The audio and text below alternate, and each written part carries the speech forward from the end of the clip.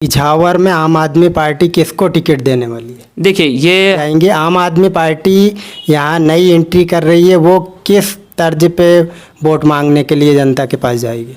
देखिए अब अगर हम बात करें, खास करके ये अपील रहेगी कि जो भड़काऊ राजनीति है, जो धर्म और जाति के आधार पर जो राजनीति है, आप इसको गहराई से समझें। मध्य प्रदेश में चुनाव की सरगर्मी शुरू हो गई है और जो राजनीतिक पार्टियों ने अपने नेताओं को, कार्यकर्ताओं को गलियों में घर घर दस्तक देना शुरू कर दिया है। आज हम मध्य प्रदेश में 230 सीटों पर एंट्री कर चुकी आम आदमी पार्टी की बात करेंगे और वहां पर मध्य प्रदेश के मुख्यमंत्री शिवराज सिंह चौहान के गृह जिले सीहोर की इछावर विधानसभा में ब्लॉक अध्यक्ष हैं आम आदमी पार्टी के। हम आज उनसे चर्चा करेंगे उनकी क्या रणनीति है और किसको टिकट इछावर में मिलने वाला है। सबसे पहले आपका बहुत बहुत स्वागत है अलर्ट न्यूज़ मध्य प्रदेश पर। जी धन्यवाद। क्या रणनीति रहेगी आपकी इछावर विधानसभा को लेकर? देखिए हमारी इछावर विधानसभा से ही हम वो नहीं कह सकते, पूरे मध्य प्रदेश के लिए हम बात करें। और आम आदमी पार्टी पहली बार 230 सीटों पर तैयारी कर रही है। जनता के पास भाजपा और कांग्रेस पिछले दिनों यहाँ पर सरकारें रही उनकी, और वो अपने अपने विकास और वादे लेके जाएंगे। आम आदमी पार्टी यहाँ नई एंट्री कर रही है, वो किस तर्ज पे वोट मांगने के लिए जनता के पास जाएगी? देखिए अब अगर हम बात करें जो कांग्रेस और बीजेपी की, इनकी पहले भी पूरे देश में सरकारें रही हैं, लेकिन धीरे धीरे जहाँ पे आम आदमी पार्टी जा रही है वहाँ पे इनका ग्राफ धीरे धीरे गिरता जा रहा है। और अगर हम इनके विकास की बात करें, इनके कार्यों की बात करें, तो वो नगण्य के समान हैं। अगर हम शिक्षा के क्षेत्र में देखें तो हमारे क्षेत्र के सीहोर जिले से मुख्यमंत्री शिवराज सिंह जी चौहान हैं और विगत 18 वर्षों से लगातार वो यहाँ पे मुख्यमंत्री रहे हैं। इसके बावजूद भी उनके अगर लड़के ने स्वयं ने विदेश में जाकर डिग्री लेनी पड़ी उन्हें, और वहाँ से उनको बच्चों को पढ़ाया गया है, तो इस चीज़ से देख सकते हैं कि यहाँ के शिक्षा की कितनी गिरी हुई कंडीशन है कि एक मुख्यमंत्री अपने बच्चे को खुद को पढ़ाने के लिए यहाँ पे स्कूल की व्यवस्था नहीं कर सका है। तो सबसे जो पहली प्राथमिकता हमें रहेगी वो रहेगी शिक्षा, क्योंकि कहीं ना कहीं हर एक परिवार के ऊपर सबसे ज़्यादा बोझ शिक्षा में, बच्चों के ऊपर, पढ़ाई के ऊपर खर्च होता है। दूसरी अगर हम देखें स्वास्थ्य सेवाएं, आज हमारी जो सरकारी हॉस्पिटल हैं उनमें आज भी पर्याप्त दवाइयाँ नहीं मिलती है।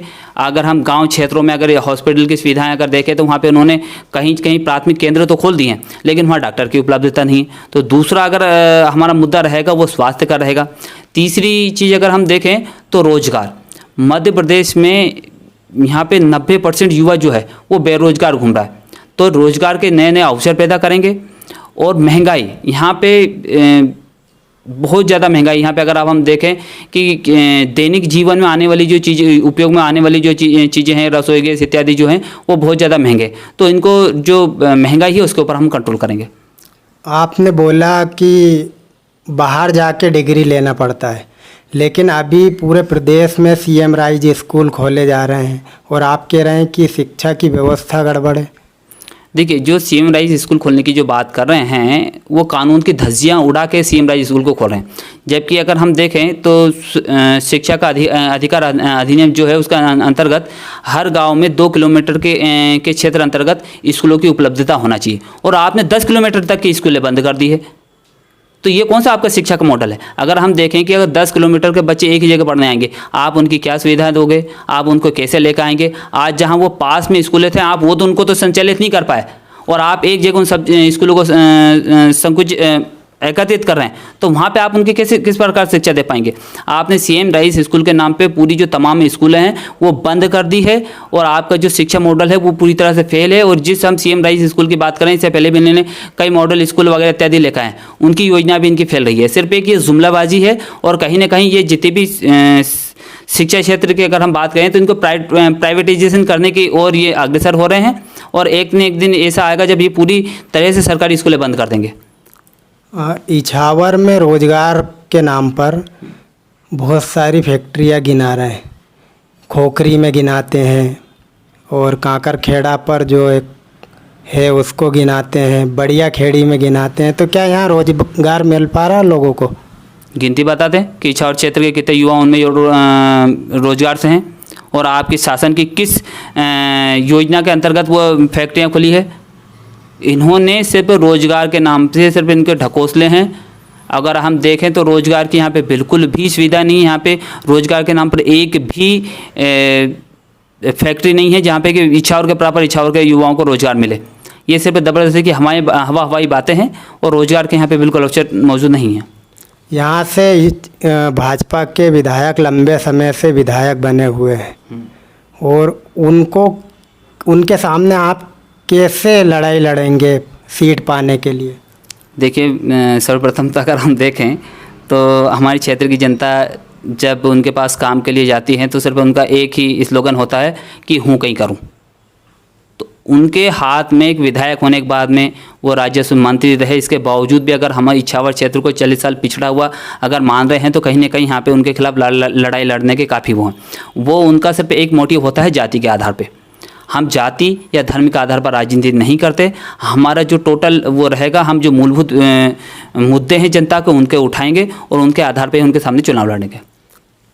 आप अभी गांव-गांव जा रहे हैं, एक पम्पलेट्स बांट रहे हैं, ऐसी जानकारी हमें मिली है। तो उसमें क्या दिल्ली और पंजाब के मॉडल आप गिना रहे हैं? जी बिल्कुल, हम जिस प्रकार से दिल्ली और पंजाब में हमारी सरकार आई हैं और वहाँ पे शिक्षा, स्वास्थ्य, रोजगार, महंगाई कंट्रोल हुई है और बेहतर सुविधाएं जनता को दी है और उसी आधार पे हम अन्य राज्यों में भी चुनाव लड़ने के और मध्य प्रदेश में भी जो चुनाव लड़ने का जो एजेंडा रहेगा उन्हीं के अंतर्गत रहेगा।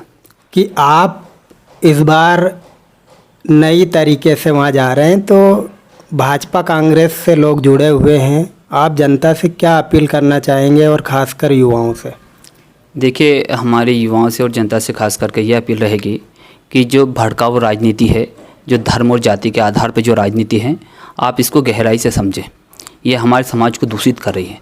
आपको इसकी अपेक्षा जो मूल मुद्दे हो सकते हैं हमारे शिक्षा, स्वास्थ्य, रोजगार, महंगाई, सुरक्षा, इनको मद्देनज़र रखते हुए इस बार के चुनाव में अपना वोट करें और आम आदमी पार्टी का साथ दें, जिससे कि हमने दिल्ली और पंजाब में जो विकास कार्य किए हैं, सरकार जो कर रही हैं, उनको मद्देनज़र रखते हुए हमारे भी राज्य के विकास के लिए आप वोट करें।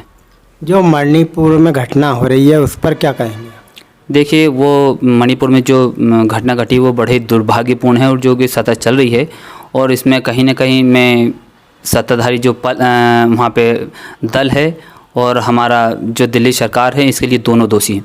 वो कहीं न कहीं अपने सिर्फ पद पर बने रहने के लिए वहाँ पे शांति बहाल नहीं करना चाहते। अगर हम देखें, अगर उनसे अगर काउंटर क्वेश्चन या कभी पूछा जाता है, सिर्फ वो ये कह देते हैं कि फला राज्य में ये हो गया, उस राज्य में ये हो गया।